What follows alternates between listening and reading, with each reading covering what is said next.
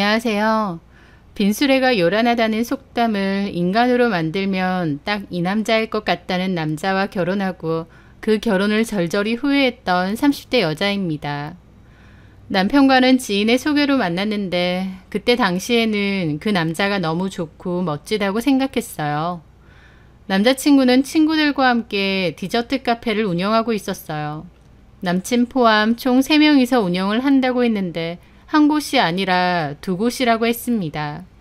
나름 인기 많고 잘 된다고 했고 친구들과 함께 이 카페를 프랜차이즈로 키우고 싶다는 포부가 있었죠. 남친은 남자답고 시원시원한 성격인데다 성공하고자 하는 욕심과 포부도 커서 멋져 보였습니다. 돈도 시원시원하게 잘 쓰는 데다 그 전에도 사업을 여러 번 했어서 그런지 다양한 경험도 많고 뭐든지 진취적이고 적극적이었어요. 저는 그런 남친을 보면서 저희 아빠를 떠올렸습니다. 제가 가장 사랑하고 또 존경하는 분이 저희 아빠신데요. 저희 아빠는 가진 거 하나 없이 시골에서 도시로 상경하셔서 식당에서 허드렛일하고 주방일 배우고 나중에는 악착같이 요리 배워서 주방장까지 하시고 그리고 본인 가게까지 만들어서 성공을 시키신 분입니다. 아빠는 보쌈 정식 전문점을 운영하시는데 음식이 깔끔하고 정갈하게 나와서 단골도 많고 오랫동안 지역 맛집으로 잘 운영을 하고 계세요. 저희 아빠가 보면 성격이 남자답고 뭐든 적극적이고 진취적이신 편이었고 책임감도 강하세요. 그래서 저는 우리 아빠 같은 남자랑 결혼하면 나도 잘 살겠구나 라는 생각을 은연중에 많이 했던 것 같습니다. 아빠한테는 쑥스러워서 그렇게 말한 적은 없지만 제 이상형이 아빠 같은 사람이기도 했던 거죠. 그런데 그 남자가 딱 저희 아빠 같은 사람이었어요. 요식 관련 사업체를 운영한다는 것도 그렇고 자신감이 넘치고 뭐든 적극적이라는 것도 비슷했죠. 아빠 같은 사람 만나고 싶다고 잘 그랬는데 정말 그렇게 됐구나 라는 생각까지 했습니다. 그렇게 서로 좋은 마음으로 만나오다가 8개월 만에 결혼 약속도 했어요. 남친이 그때 카페 부분 공사 때문에 목돈이 좀 들어가야 된다고 해서 돈이 좀 부족하다고 했고 결혼 비용은 반반 보태기로 했습니다.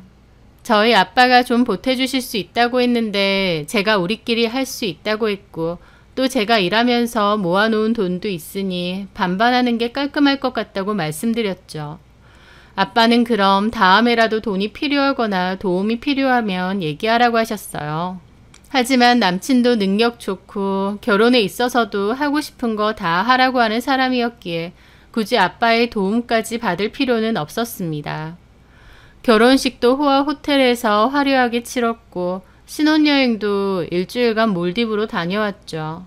겉으로 보기엔 모든 게 다 그럴듯하고 있어 보였는데 그게 다 속빈 강정이었다는 걸 깨닫기에는 그리 오랜 시간이 걸리지 않았습니다. 결혼하고 얼마 지나지 않아 남편의 허세와 실체를 바로 알게 됐거든요. 다른 거 다 떠나서 일단 결혼 비용을 반반 하기로 했었고 당연히 집값도 반반을 했는데요. 저는 당연히 남편이 내는 돈은 남편이 원래 모아놓은 돈인 줄 알았습니다. 제가 냈던 결혼 비용은 제가 모아놓은 돈이었기에 남편도 그런 줄 알았죠. 그런데 결혼하고 보니 남편이 쓴 결혼 비용이란 건 전부 대출이었습니다. 어이가 없었죠. 돈이 없으면 없다고 처음부터 얘기하고 대출을 해야 된다고 하던가요. 그리고 솔직히 따로 모아둔 돈이 없다고 하면 그 사정에 맞춰서 결혼식이든 신혼여행이든 형편에 맞게 잡았을 텐데 돈 걱정 말고 하고 싶은 대로 다 하라고 큰소리 탕탕 쳐놓고 나중에 보니 다 갚아야 될 빚이었던 겁니다. 한마디로 저는 그간 모아놓은 돈을 결혼 비용으로 냈는데 남편은 그게 전부 빚이어서 갚기는 같이 갚아야 되는 실정이 됐던 거예요. 너무 어이가 없고 속은 기분까지 들었는데 남편은 도리어 자기가 다 갚을 거니 저한테는 신경 쓰지 말라고 큰소리 치더군요. 제가 어떻게 신경을 안 쓸 수 있겠나요? 결혼해서 부부가 되면 경제적인 것도 공유해야 하고 빚에 대한 부담은 당연히 저도 생길 수밖에 없는 건데요. 하지만 남편이 워낙 큰 소리를 쳤고 운영 중이던 카페도 매출이 좋다고 했으니 어련히 알아서 하겠지 생각했습니다. 그런데요, 더 황당한 건 따로 있었습니다. 장사가 잘 돼서 2개나 운영한다는 그 카페는 알고 보니 2곳 다 폐업 직전일 정도로 장사가 잘 안 됐었거든요. 손님이 아예 없는 정도는 아니지만 일단 가게세가 워낙 비싼 곳인 탓에 그 정도 매출로는 가게세 내는 것도 버거울 정도였던 거죠. 심지어 그걸 남편 혼자서 운영하는 것도 아니고 친구들 둘이나 공동사장이 더 있잖아요. 가게세 내고 얼마 되지도 않은 남은 매출을 3등분을 해야 되니 한마디로 남편이 벌어오는 돈은 거의 없는 수준이었던 겁니다. 그럼 여태까지 어떻게 그런 생활을 유지했냐고요? 그 전에 벌어놓은 돈 까먹거나 야금야금 카드 돌려막고 대출 쓴 거더라고요. 그런 식으로 그 허세와 허영을 떨었던 겁니다. 결혼하고 나서 남편의 진짜 실체를 알게 되고 저도 기가 막혔죠. 남편의 카페가 그렇게 매출이 안 좋다는 걸 결혼 전엔 몰랐냐고요? 네, 저는 솔직히 몰랐습니다. 일단 남편의 카페는 굉장히 목이 좋은 곳에 위치해 있었는데요. 제가 연애할 때도 이런 데는 가게세가 정말 비쌀 것 같다고 했었어요. 남편도 한다는 말이 가게는 목이 반이라며 몫이 안 좋으면 다른 게 다 필요 없다고, 괜히 비싼 돈 주고 이런 자리를 하는 게 아니라고 하더라고요. 너무 자신만만하게 얘기하길래 그 정도 비싼 세가 감당이 될 정도로 매출이 좋구나 생각했는데 알고 보니 전혀 아니었던 거죠. 게다가 남편과 동업자인 친구들은 마케팅 비용도 엄청 쏟아부었다고 했어요. 비싼 돈 주고 인플루언서들 초대하고 블로그 마케팅하고 체험단 쓰고, 그렇게 홍보를 하면 당장은 바짝 잘 되지만 결국 그 후에는 팔이 날리고 그런 식으로 반복되었습니다. 왜냐면 남편의 카페는 길게 봤을 때 경쟁력이 별로 없었거든요. 커피 맛도 그저 그렇고 인테리어도 중구난방인데 음료와 디저트 가격만 비싸고 이거다 싶은 시그니처 메뉴가 있는 것도 아니었고요. 한마디로 남편이나 친구들이나 겉보기에는 좀 그럴듯하게 꾸며놨지만 실상은 잘 될 만한 구석이 별로 없었던 겁니다. 저는 남편의 말만 듣고 카페가 너무 잘 돼서 2호점까지 낸 줄 알았는데 그것도 다른 지점에 내면 좀 잘 될까 싶어서 무리해서 연 거더라고요. 그렇게 남편의 카페는 홍보로 반짝했다가 다시 손님이 없어지고 또 홍보로 반짝했다가 없어지는 그 과정을 반복하다가 결국은 폐업했습니다. 저랑 결혼하고 1년 반 만에 폐업한 거였죠. 카페를 그렇게 말아먹고 남은 건 빚밖에 없으면 정신을 차려야 되는데 남편은 차라리 잘 됐다고 했습니다. 친구들이랑 같이 동업을 했지만 사실 별로 잘 맞지 않았고 그 친구들 때문에 가게가 잘 안 된 것도 있다면서 탓을 하더라고요. 이렇게라도 정리를 해서 다행이라고 했죠. 남은 빚 중에 남편 몫은 시부모님이 갚아주셨어요. 시부모님도 돈이 많고 여유가 많아서 갚아준 건 아니고 노후 자금을 땡겨서 갚아주신 거죠. 그것만 봐도 부모님께 죄송하고 정신 차려야 되는데 또 사업을 하겠답니다. 자기는 늘 사업만 했던 사람인데 이제 와서 취업할 수도 없지 않냐면서요. 사실 그건 맞는 말이었어요. 취업을 하려고 하면 취업에 관련된 준비가 되어 있어야 하는데 남편은 20살 때부터 이것저것 장사를 했기 때문에 취업에 관련된 준비는 전혀 안 되어 있었거든요. 그렇게 남편은 이번엔 온라인 마케팅 업체를 운영해 보겠다고 했습니다. 자기가 그동안 장사하면서 마케팅 업체를 많이 썼기 때문에 어느 정도 연줄도 있고 방법도 다 안다면서요. 그리고 아는 형님이 그런 일을 했었는데 그 형님하고 같이 해보면 될 것 같다고 했죠. 친구들과 동업으로 사업 망하고 다시는 동업 안 하겠다더니 또 동업 소리를 하는 겁니다. 저는 그건 아닌 것 같다고 남편을 만류했지만 남편은 같은 소리만 계속했어요. 자기는 취업을 안 해봤고 사업밖에 안 해봤기 때문에 사업 안 하면 뭘 하겠느냐고, 집에서 놀고 먹는 수밖에 더 있냐고요. 저는 차라리 아버님이 작은 목재 공장을 운영하시는데 거기서 일을 해보라고 했습니다. 하지만 남편은 그런 데서 일하는 건 폼도 안 나고 자기 적성에도 안 맞는다며 죽어도 안 갈 거라고 하더라고요. 남편은 정말 그놈의 허세가 골수까지 스며든 사람이었습니다. 결혼 전 호탕해 보이고 시원시원해 보였던 성격은 사실은 대책 없고 앞뒤 분간 없는 데다가 철딱선이 없는 성격이었던 겁니다. 저는 반대했는데 남편은 제 얘기는 듣지도 않았어요. 게다가 사업 자금이 필요하니까 저 몰래 저희 아버지까지 찾아갔더라고요. 사업 계획서까지 뽑아들고 가서는 저희 아버지에게 설명과 설득을 했습니다. 저희 아빠도 안 된다고 거절하셨으면 좋으련만 사위가 그렇게 부탁을 하니 거절하기 힘드셨던 것 같아요. 결국 도와주신다고 했고 이 근방의 음식점들 사장도 많이 알고 있으니 거래처 소개도 많이 시켜주신다고 했습니다. 남편은 감사하다고 넙죽 절 올리고 저희 아빠의 도움을 받게 되었어요. 저는 그 사실을 초반에 몰랐다가 나중에 알게 되었는데 너무 속상하더라고요. 어떻게 우리 집에까지 손을 벌리려고 하나 싶고 부모님께도 죄송했죠. 하지만 아빠는 남자가 뭘 해보려고 하면 도와줘야 된다고. 이번에는 양서방이 정말 자신 있어 하고 열심히 해보려고 하니까 한번 믿어주자고 했습니다. 아빠가 그렇게까지 말하시니 저도 어쩔 수 없다고 생각했어요. 남편이 저러는 게 싫으면 저도 결국 이혼밖에 방법이 없는데 저도 이혼까지 하고 싶지는 않았습니다. 어쨌든 본인도 뭔가 해보려고 하고 노력하니까 그걸 인정해주고 믿어주자라고 생각을 했죠. 그렇게 남편은 두 번째 사업을 시작했습니다. 남편은 성공하겠다는 일념 하나로 열심히 영업을 하고 다녔어요. 저희 아버지가 아는 식당 사장님들이 많다 보니 아버지가 연결해준 거래처가 대다수였죠. 다 저희 아버지를 믿고 저희 남편과 계약을 했던 겁니다.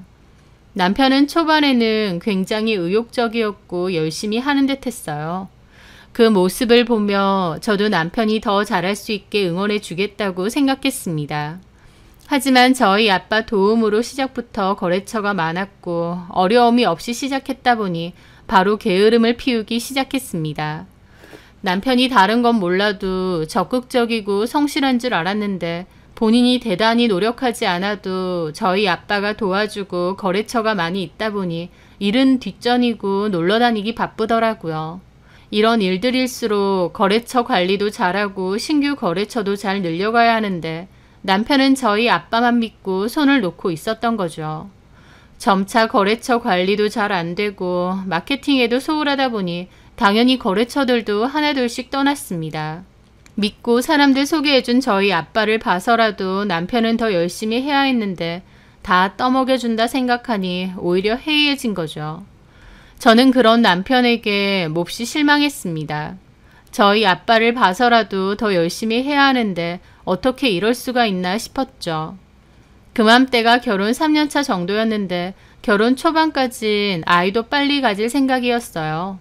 하지만 책임감 없고 허세에만 잔뜩 찌들은 남편의 실체를 알게 되면서 아이는커녕 결혼에 대한 깊은 회의감까지 가지게 되었죠. 큰소리 탕탕 치고 아는 척 잘난 척이나 할 줄 알지 뭐 하나 제대로 하는 게 없었습니다. 생활비는 고사하고 돈 사고나 안 치면 다행이겠다 싶은데 고작 3년이었지만 저는 빠르게 지쳐갔고 내가 뭐 때문에 이 결혼 생활을 계속 유지해야 되나 현타가 많이 오더라고요. 그러는 와중에 남들 눈을 신경 많이 썼던 남편은 SNS에 제 사진을 잘 올렸습니다. 엄청 사이좋고 다정한 부부인 척 하는 사진도 많이 올리고 저한테 이것저것 고가의 선물을 잘 해주는 것처럼 보이는 사진도 많이 올렸죠. 가정에 충실한 사랑꾼인 척도 하고 싶어하고 아내에게 이것저것 잘 사주는 능력자인 척도 하고 싶었던 것 같아요. 남들 눈에는 그럴듯해 보이고 싶어하고 있어 보이고 잘나 보이고 싶어하는 게 몹시 강한 사람이었어요.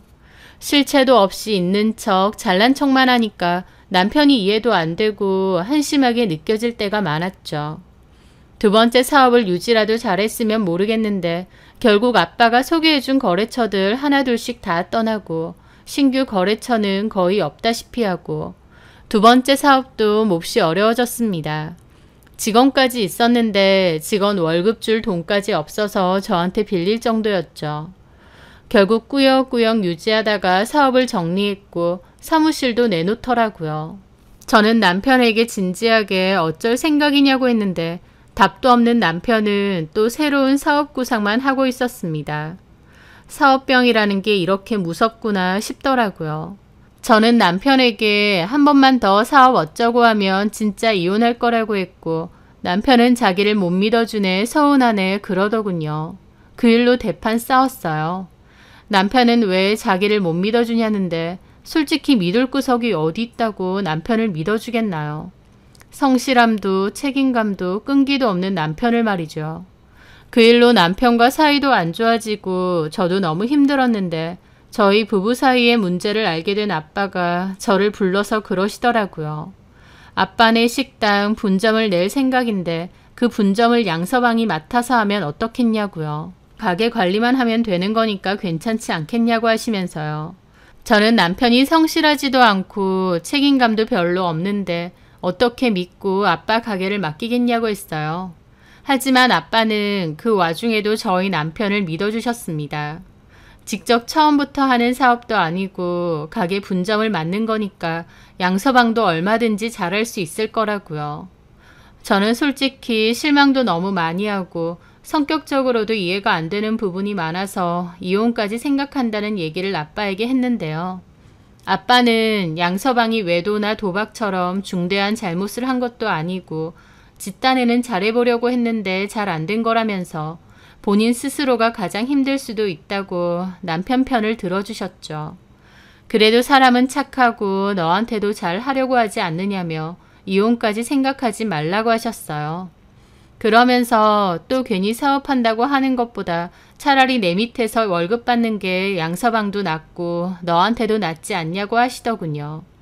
아빠는 남편과 제가 싸우는 이유가 결국 남편의 사업병 때문인데 그걸 해결해주면 다 좋아지지 않겠느냐는 생각이셨습니다. 어쨌든 아빠는 저희 남편을 믿어주고 기회를 주려고 하신 것 같았어요. 그 모든 것 결국 딸인 저를 위해서 그러시는 거였겠죠. 저는 이 얘기를 남편에게 전했고 남편은 역시 장인어른이라면서 자기가 진짜 잘해보겠다고 했습니다. 남자는 자기를 믿어주는 사람을 위해서 목숨도 바친다는 소리까지 하면서 장인어른에게 실망시키는 일 없이 잘 해보겠다고 했어요. 저희 아빠도 잘해보라고 했고 본점으로 와서 교육부터 받으라고 하셨죠. 남편은 자기가 본점보다 분점을 더 키울 거라고 또 허세 가득한 소리를 하더라고요. 막말로 저희 아빠가 분점을 아예 준 것도 아니고 직함만 사장 주고 관리만 하라는 건데도 마치 자기 가게가 된 것 마냥 김칫국을 제대로 마시더라고요. 어쨌든 남편은 그렇게 교육을 받고 새로 오픈한 분점에서 일을 시작하게 되었습니다. 본점에서 교육받은 직원들이 가서 일하기 때문에 말 그대로 관리만 하는 거라 남편이 할 일이 많지는 않았어요. 하지만 따박따박 월급 받아오고 그 월급이 저한테 들어오니까 저는 너무 좋더라고요. 사실 남편이 사업한답시고 그러고 다니면서 제대로 된 생활비도 안 줘서 제가 버는 돈으로 생활비를 늘 해결하다시피 했었는데 이제 월급이 제깍제깍 들어오니 너무 좋았습니다. 남편도 생각보다 성실하게 일을 하는 것 같았고요. 아, 아빠 말 듣기를 잘했구나. 저 사람이 이제 정신 차렸나 보다 할 무렵이었죠. 저보다는 사실 저희 아빠가 남편을 많이 믿어준 건데 남편은 그런 저희 아빠와 저에게 제대로 뒤통수를 날렸습니다. 남자는 믿어주는 사람에게 절대 배신하지 않고 목숨을 바치네 어쩌고 하더니 분점을 맡고 1년도 안 돼서 제대로 뒤통수부터 때린 거였죠. 그 시작은 분점에서 일을 하시는 이모님의 전화 한 통에서 시작되었습니다. 그 이모님은 강 실장님이라고 부르던 분인데 원래 본점에 계셨다가 분점으로 파견을 나가셨고 아빠가 초기 창업할 때부터 계셨던 분이세요. 그래서 저하고도 잘 알고 거의 가족 같은 분인데 건강이 많이 안 좋아져서 일을 그만두고 요양을 해야 된다고 하시더라고요. 오랫동안 저희 아빠 가게에서 일을 잘해주시던 분인데 그렇게 그만두신다고 하니 저도 마음이 너무 안 좋았죠. 그래서 작은 선물을 하나 마련했고 한번 가게 들러서 실장님께 드려야지 마음을 먹었습니다. 그런데 마침 실장님에게서 연락이 온 거였어요. 강 실장님, 수혜씨, 많이 바빠요? 아니요. 외근 나갔다가 들어가는 참이에요. 아, 그렇구나. 아, 지금 가 계시죠? 제가 잠깐 들를까 하는데. 왜요? 강 실장님한테 드릴 선물도 있고 뭐 큰 건 아니고요. 아유, 무슨 선물요. 됐어요. 사장님이 안 그래도 퇴직금이라고 두둑히 주셔서 미안하구만. 당연히 받으셔야죠. 지금 가게 맞으시죠? 그 말에 실장님이 잠깐 머뭇거리시더라고요. 그러더니 저기 지금 어차피 브레이크 타임인데 가게 말고 건물 1층에 카페 하나 있던데 거기서 잠깐 볼까요? 나 할 얘기가 있는데. 가게 말고 따로 만나서 할 얘기가 있다고 하셔서 의아했죠.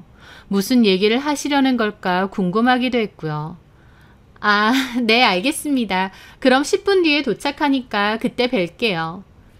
그렇게 실장님을 1층 카페에서 만나게 되었어요. 실장님은 이상하게 표정이 상기되어 보이고 주변을 괜히 둘러보시더라고요. 안녕하세요. 왔어요? 얼른 앉아요. 가게로 가면 되는데 무슨 일이세요? 저기 수혜 씨, 나 이번 달 말이면 그만두는 거 알죠? 알죠. 내가 그만두기 전에 이거 그냥 넘어갈 일은 아닌 것 같아서 얘기하려고 보자고 했어요. 뭔데요? 실장님의 진지한 표정에 저도 사뭇 긴장이 되더라고요. 양 사장님 말이에요. 저희 남편이요? 네. 저희 남편이 왜요? 가게에서 문제라도. 이거 나만 아는 것 같은데 오해도 아닌 게 내가 직접 봤거든. 뭘 보셨는데요? 우리 가게에 한 석 달 전부터 오던 직원 하나가 있어요. 이름이 이재경이라고 했고 대학교 졸업하고 무슨 회사 들어가려고 시험 준비한다고. 그러면서 알바 겸 일하는 거라고 하더라고. 네. 저는 처음 들어본 직원 이름이지만 제가 다 아는 건 아니니 그러려니 했습니다. 근데 내가 얼마 전에 뭘 봤냐면. 뭘 보셨는데요? 내 입으로 말하기가 좀. 뭔데요? 말씀해 보세요. 괜찮아요. 우리 가게에 직원들 탈의실 있는 거 알죠? 그럼요, 알죠. 퇴근하고 나서 내가 나갔다가 뭘 놓고 온 거야. 그래서 다시 들어갔거든요. 그런데 가게불도 다 꺼져 있는데 탈의실에서 무슨 소리가 들려. 분명 다 퇴근했을 텐데 이게 뭔 소린가 싶어서 슬쩍 가서 봤거든요. 그런데 거기. 네. 양 사장님하고 재경 씨가. 그 말에 저는 입이 뜨악했습니다. 그 실장님은 거기서 남편과 그 직원 여자가 같이 있다는 걸 봤다는 거예요. 둘이서 진하게 포옹하고 키스를 하고 있었다고 했고 보통 사이 같지가 않다고 했습니다. 그 전까진 전혀 몰랐다고 하시면서요. 저는 너무 충격이었어요.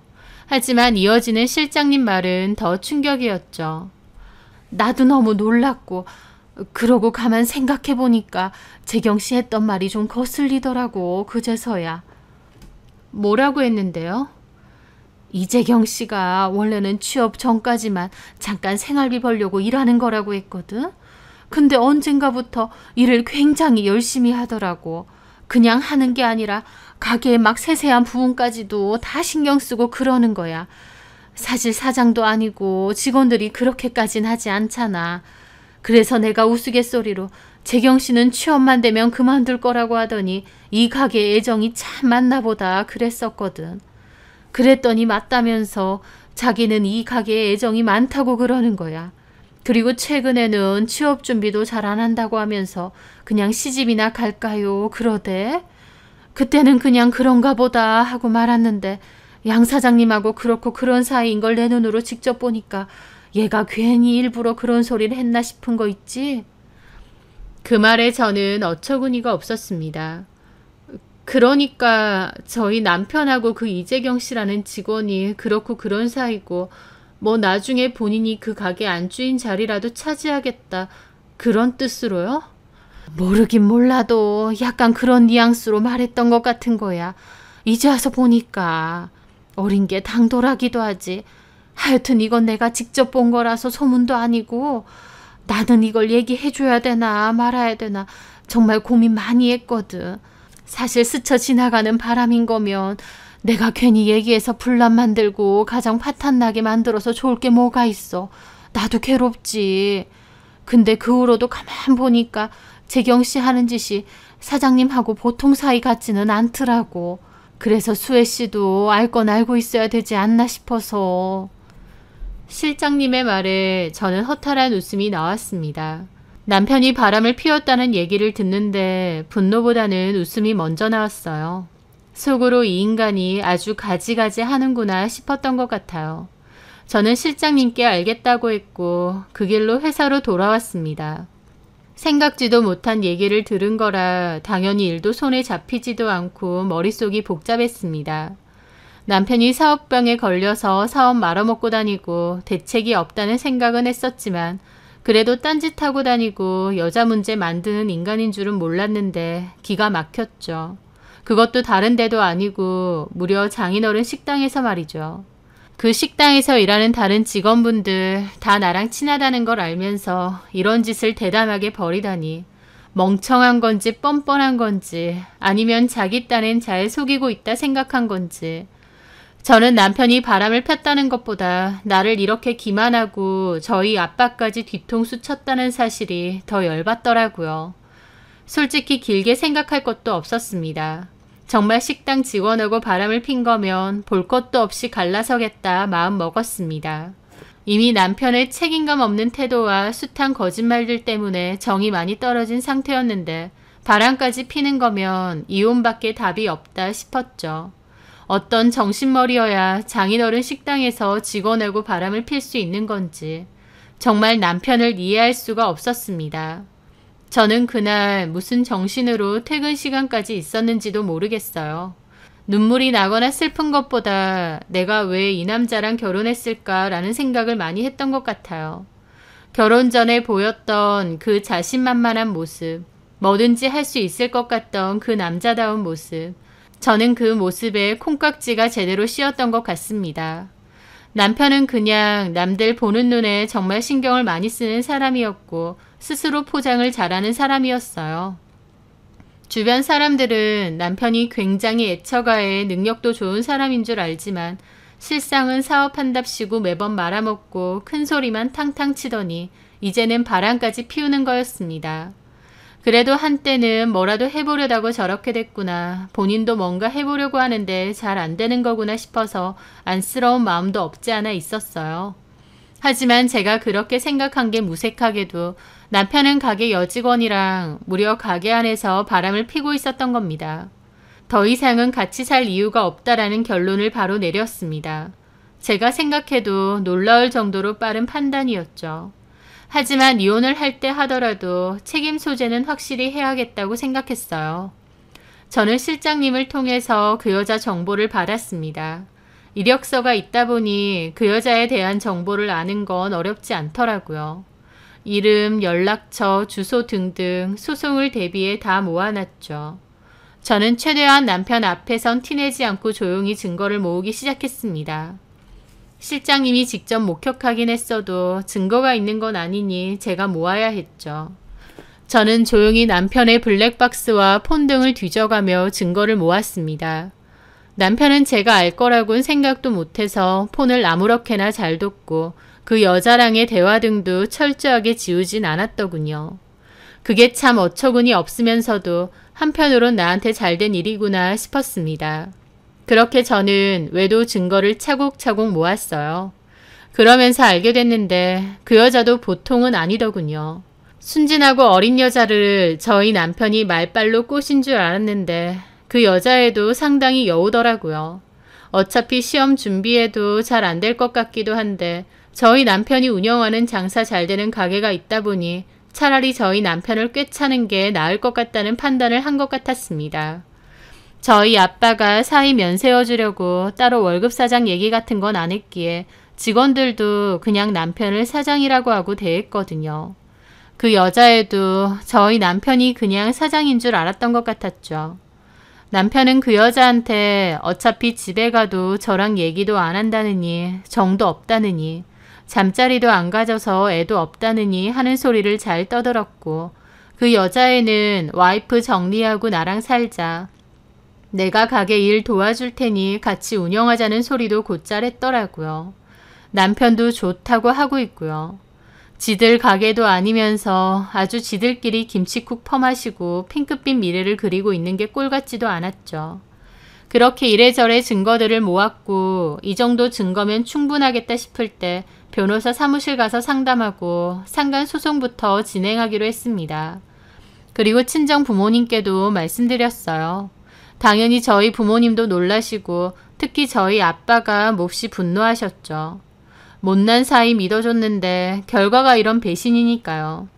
아빠는 당장이라도 그것들 쫓아내겠다고 하시는 거 제가 말렸습니다. 인간 같지도 않은 것들한테 괜히 힘 뺄 필요 없고 법으로 해결 보는 게 제일 깔끔하다고 말씀드렸죠. 제가 선택한 결혼이니까 이혼도 제가 알아서 하겠다고 말씀드렸어요. 아빠는 알겠다며 도울 게 있으면 돕겠다고 얘기를 해주셨죠. 그리고 얼마 뒤 저는 가게를 찾아갔습니다. 한동안은 저도 가게에 찾아가는 일이 거의 없었는데 그 여자 얼굴도 볼 겸 남편한테 마지막 얘기도 전할 겸 찾아간 거죠. 제가 가니까 실장님이 저를 맞이해 주시더라고요. 왔어요? 네, 저희 남편은요? 아마 화장실 갔을 거예요. 그렇게 제가 기다리면서 다른 직원들하고 인사를 하고 있으니 그 재경이라는 여자도 오더라고요. 그 여자랑은 처음 보는 거였습니다. 그 여자는 어리둥절해하며 저를 받고 실장님이 사모님이라면서 그 여자에게 저를 알려주더라고요. 그 말에 그 여자는 아 하더니 띠껍게 안녕하세요 인사를 하는 겁니다. 저는 웃으며 말했죠. 이재경 씨? 네. 처음 보네요. 여기서 일한 지는 한 넉 달 됐다고? 아, 네. 나 누군 줄 알죠? 네. 내가 누군데요? 제 물음에 그 여자는 황당한 표정을 짓더라고요. 사모님이시라고. 맞아요. 그러면 내 남편이 유부남인 건 잘 알고 있겠네요. 그 말에 그 여자는 눈빛이 조금 달라지더라고요. 제가 뭔가를 알고 묻는다는 걸 눈치챈 것 같았죠. 예단 빌라 살죠? 부모님이랑. 그 말에 그 여자는 어떻게 알았냐는 표정을 짓더라고요. 소장 보내려면 주소가 필요해서요. 아마 빠르면 이번 주 안으로 갈 거예요. 네? 그게 무슨... 진짜 무슨 말인지 못 알아듣겠어요? 제 말에 거기 있는 직원들도 웅성거렸죠. 실장님만 고소하다는 표정을 짓고 있고요. 어떤 여자랑 식당에서 눈이 맞았는지 궁금해서 와본 거예요. 얼굴 봤으니 됐어요. 소장 갈 테니까 답변서 잘 써서 보내고. 그 와중에 남편도 오더니 당황한 표정으로 저에게 오더라고요. 여보, 왔어? 어쩐 일로? 당신한테도 할 말 있어서 왔어. 나한테? 뭔데? 저는 웃으며 또박또박 얘기했습니다. 이 가게에서 나가. 그리고 집에서도 짐 싸서 나가고. 우린 이혼이야. 제 말에 남편은 눈이 동그래졌죠. 여보, 그게 무슨 말이야? 내가 모르는 줄 알았어? 가게에서 대놓고 바람 피는데 내가 모를 줄 알았던 게 신기하네. 긴 말 안 할게. 개망신 당하기 전에 이 가게에서도 나가고 집에서도 나가. 집 지분도 당신 거 없는 거 알지? 애초에 결혼할 때 갖고 온 돈도 대출이었고 그 대출마저도 내가 거의 갚았잖아. 사업병 걸려서 돈 말아먹고 다닐 때 내가 묵묵하게 일해서 생활비 벌고 대출 갚고 그랬는데 그 최후가 이런 거구나. 당신한테도 소장 갈 거야. 위자료 낼 준비하고 다시 한번 말하지만 우리는 이혼이야.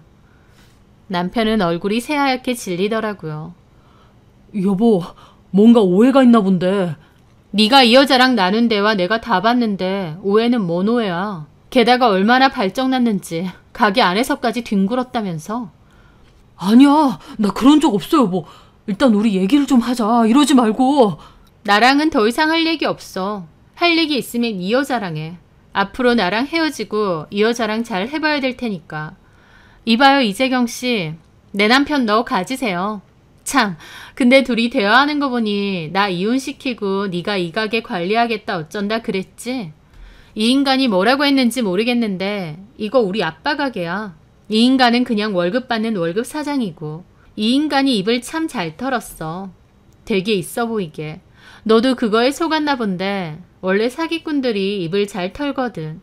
너 무슨 회사 들어가기 전까지만 여기서 일한다고 그랬지? 상간 소송까지 당한 것도 기록에는 남을 텐데 나중에 취업에는 문제 없을까 모르겠네. 물론 그 머리로 취업이 될까는 모르겠지만. 하여튼 내가 이혼해 줄 테니까 이 남자하고 미래 계획 잘 그려봐요. 참고로 이 남자 사업병 장난 아니고 답도 없거든. 그건 알고 있으라고. 제 말에 그 여자도 놀라더라고요. 그게 무슨... 이 가게가 사장님 게 아니라고요? 그래. 그러니까 너도 짐 싸서 나가. 그 여자는 몹시 놀란 얼굴이었습니다. 제가 상간소송했다고 할 때보다 더 놀란 얼굴이었죠. 사장님, 저한테 얘기한 거랑 다르잖아요. 이 가게 사장님 거라면서요. 야, 내가 언제 그렇게 얘기했어? 넌 그러고 가만히 좀 있어. 남편은 그 여자한테 소리를 지르더니 저를 붙잡더라고요. 미안하다, 얘기 좀 하자. 쟤랑은 아무 사이 아니다 그러고 있는데 참 같지 않았습니다. 본인이 사장이고 저랑은 이혼할 거고 저 여자한테 이 가게 같이 운영하면서 살자고 신나게 들이댈 땐 언제고 이제 와서 그런 적 없다고 저를 붙잡는데 이 인간은 끝까지 나를 우습게 보는구나 싶어서 더 열받더라고요. 그 와중에 그 여자는 남편더러 왜 자기를 속였냐고 난리치고 남편은 그 여자더러 좀 닥치라고 하고 있고 둘이서 그러고 싸우는 꼴이 아주 가관이었죠. 저는 아빠한테 연락했고 아빠도 가게로 당장 오신다고 했습니다. 그렇게 아빠가 한달음에 가게로 오셨고 아빠는 오시자마자 남편한테 꺼지라고 했어요. 남편은 그 와중에도 사태 파악이 안 되는지 장인어른 하면서 매달리는데 저희 아빠가 멱살을 잡았습니다. 네가 내 사이였을 때나 이해해주고 좋게 봐주려고 했던 거지. 이제 너는 내 사이도 아니고 아무것도 아니야. 내가 운영하라고 맡긴 가게에서 직원이랑 놀아나고 내 딸 배신하고 그러면서 나더러 장인어른? 이걸 그냥... 아빠가 남편을 한 대 치려고 하시길래 제가 말렸습니다. 남편이 맞는 건 문제가 아니지만 괜히 폭행 시비로 아빠에게 문제 생길까 봐요. 아빠는 남편에게 저 여자랑 둘이서 당장 꺼지라고 했고 남편은 결국 아빠의 불호령에 그 가게를 도망치듯 떠나야 했습니다. 그 여자도 같이요. 저는 집에서도 남편 짐 싹 정리해서 밖에 내다 놨고 그 집 안에는 이혼 서류도 끼워놨어요. 남편은 이혼 못한다고 하면서 잘못했다고 그리고 이렇게 일방적으로 쫓아내는 건 잘못된 거라고 난리를 쳤죠. 저는 안 입고 오면 법대로 하라고 했습니다. 그 와중에 그 여자가 제 번호를 어떻게 알았는지 전화가 와서 자기도 속았다고 울고불고 하더라고요. 유부남인 건 알았지만 곧 이혼한다고 했고 그 입바른 소리에 자기도 속았다고요. 어찌됐든 유부남인 거 본인도 알았으면서 이렇게 억울해하니 더 어이가 없었죠. 저는 그렇게 억울하면 남편 상대로 따로 소송을 진행하라고 알려줬습니다. 네가 유부남인 거 알고 내 남편하고 놀아난 건 명백한 사실인데 억울할 게 뭐가 있느냐고도 했죠. 그리고 내가 너한테 건 상간소송은 취할 생각이 전혀 없고 이왕 이렇게 된 거 이혼남 되면 내 남편 잘 간수해서 살라고 했습니다. 그 여자는 자기가 미쳤느냐고 쥐뿔도 없는 그런 인간을 자기가 왜 가지냐고 더 난리더라고요. 남편도 그 여자도 알량한 진심도 없으면서 그러고 놀아났다는 게 참 어처구니가 없었죠. 하여튼 저는 끝까지 위자료 소송도 진행했고 남편과는 법적 다툼 끝에 결국 제 승소로 이혼도 했습니다. 당연히 남편과 그 여자로부터 위자료도 받아냈고요. 아마 그 여자도 남편에게 구상금 청구를 했던 것 같은데 남편과는 그 후로 따로 연락하지 않아서 어떻게 됐는지는 모르겠네요. 저는 저의 다사다난했던 이혼을 마무리하면서 참 콩깍지가 무서운 거구나 느꼈습니다. 이제 와서 보면 남편이 떠들어대는 그 잘난 척이며 있는 척들이 다 알맹이도 없는 속빈 강정 같은 거였는데 저도 너무 보고 싶은 대로 보고 남편을 만났던 것 같기도 해요. 물론 결혼이라는 게 반쯤은 장님이 돼서 하는 거라고도 하지만요. 남편에게 실망한 게 너무 많아서 이혼할 때도 아쉽거나 슬프기보다 오히려 가뿐하고 홀가분했습니다. 이제 저 인간 뒤치다꺼리 안 해도 되겠구나, 속 썩일 일 없겠구나 하면서요. 자기를 믿어준 사람한테 보란듯이 배신한 남편이 앞으로 어떻게 살지는 불보듯 뻔한 것 같아요. 하지만 여전히 남들 보기에는 그럴듯하게 보이려고 발버둥치며 살겠죠. 제대로 된 내실은 전혀 없으면서 말이에요. 그런 남편하고 이제라도 정리한 게 다행인 것 같습니다. 제 이혼을 두고 저희 아빠가 그러시더군요. 아니다 싶을 때 끝내는 것도 용기라고요. 아빠 말씀도 맞는 것 같고 또 저에게 늘 힘이 되어주고 저를 믿어주는 부모님이 계시기 때문에 아무렇지 않게 툭툭 털고 일어날 수 있는 것 같아요. 앞으로도 저희 부모님께 더욱 잘하고 걱정 끼쳐드리지 않게 노력하며 살려고 합니다. 제 사연 들어주셔서 감사합니다.